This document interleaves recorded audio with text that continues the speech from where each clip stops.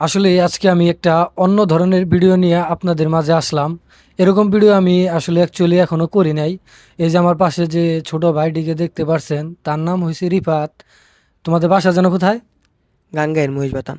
গাঙ্গায়ের মহিষ বাতান। সে আমাকে টিকটকে মেসেজ দিছে যে আমি আশরাফুল কাকার ভাতিজা, মানে আমার এই যে ক্যামেরার পিছনে যে আছে আমার বন্ধু আশরাফুল ব্লগ, সে হলো আমার বন্ধু। আসলে ওইখান থেকেই মানে এই ভিডিওর জগৎ থেকে তার সাথে আমার পরিচিতি।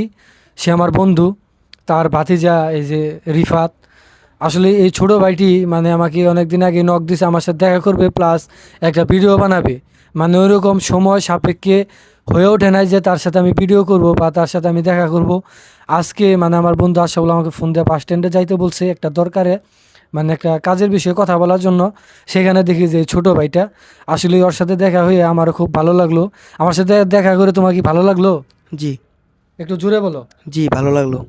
এখন তুমি কি এই ভিডিওর উদ্দেশ্যে তুমি কিছু বলতে চাও? না। কিছুই বলবা না? আসলে ছোট ভাই কি বলবে, মানে এখন লজ্জা পাইতেছে কি বলবে। কিন্তু এর আগে মেসেজ দিয়ে বলছে যে ভিডিও বানাবে। এখন আসলে কিছু যেহেতু কিছু বলতে পারতেছে না, সো